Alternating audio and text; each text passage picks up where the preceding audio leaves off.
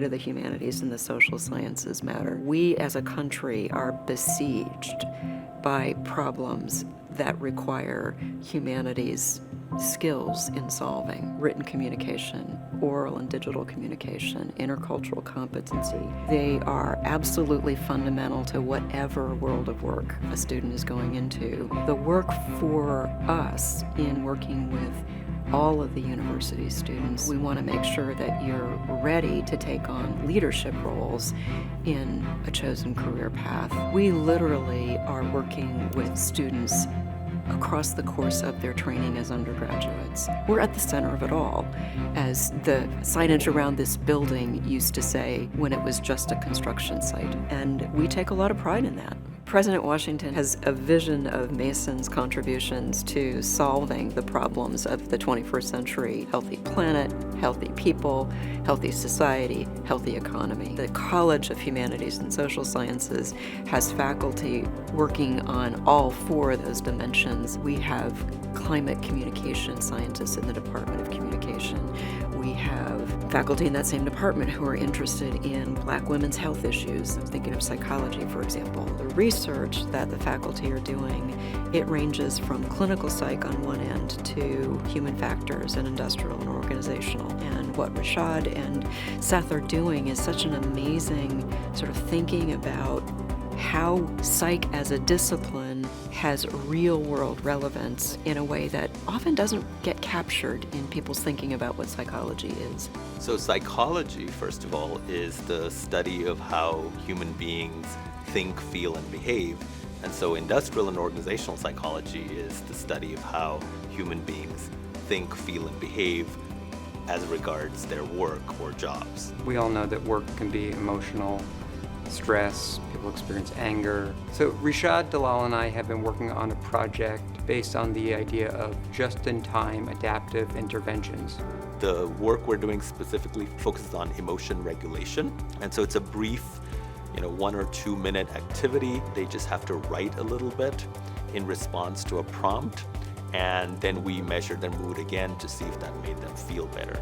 If you think about so many of the problems facing the world today, we need economists, psychologists, sociologists, historians, political scientists. We can have the best technology, but ultimately it's up to people to make decisions, and those decisions should be informed. Those are ultimately decisions that reflect the social sciences and humanities. We're not doing work with and for just chess students. The populations that need that really cutting-edge training in writing and speaking practices is the university population at large.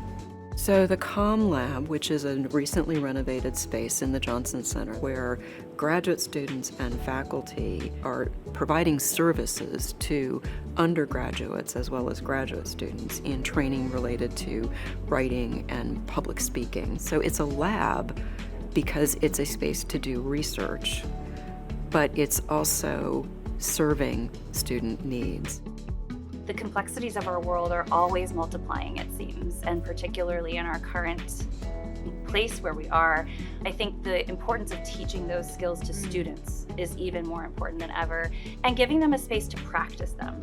And that's what the lab really does, is it gives students a place to talk with one another, peer-to-peer, outside of the stressors of the classroom. The student-facing centers serve students from across the university, all majors, all programs of study, graduates and undergraduates. Our hope with this gorgeous studio space is that students will just come work here, and maybe they'll hit a wall or they'll have a question, and then they'll go to the front desk and say, do you have someone I can talk to about this speech I'm working on or this presentation I'm working on? We do the research, right? We find out what's working well and what's not. And then we go back to make what it is we're studying better. And that's what I think is really important about the lab, is that we're not just building communication skills for students, both written and oral communication skills. That's really important, but we're also studying how we're doing that to find out whether we're doing it as well as possible and continually improving our practices.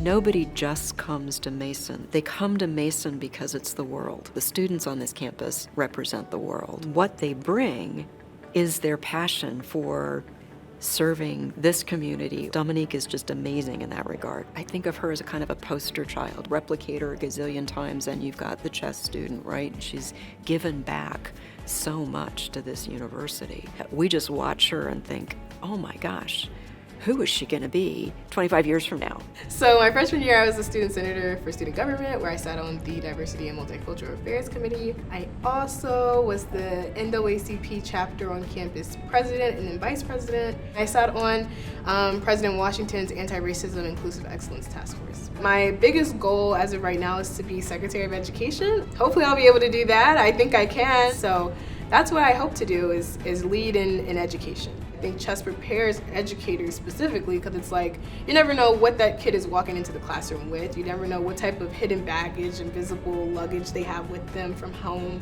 And so when you're able to adjust yourself to approach that child and approach their way of learning, if we don't know how to teach based on like what the child is interested in, it stops us from maximizing their potential. And so chess prepares me for that. It prepares us as students for that, whether they want to teach or not, because you can see potential in something and then it's like, okay, how do I maximize the potential in that thing? And I think that's what chess does. Horizon Hall is right next to the Johnson Center where the lab is.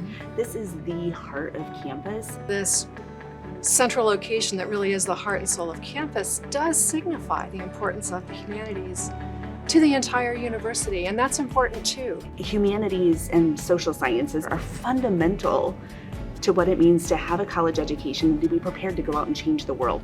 I'm fascinated to see how students are working in this building, whatever time of day it is. It's a place where you feel like the work you're doing matters, but if you need to be left alone to do that work, it's a quiet space. It's nice to have a home. I'm so glad that I'm still here when it was built, and to know that like that's my building and it looks amazing and it's beautiful and it's new. I think it also represents what chess is. Sometimes people underestimate the humanities and social sciences, so I'm excited to see what type of events or engagement opportunities come. The opportunity going forward to integrate research and teaching, building on this great 50-year foundation of teaching impact. We're in the business of opening doors in the sense of making sure that we're taking advantage of our networks to help students find the people that can mentor them toward whatever their next thing is that they want to do. Students in the connections they make and the work that they do with faculty, side by side with faculty, are changing us, right? Transforming the institution. The transformation is of the place and of the people who work with students, not just faculty transforming students.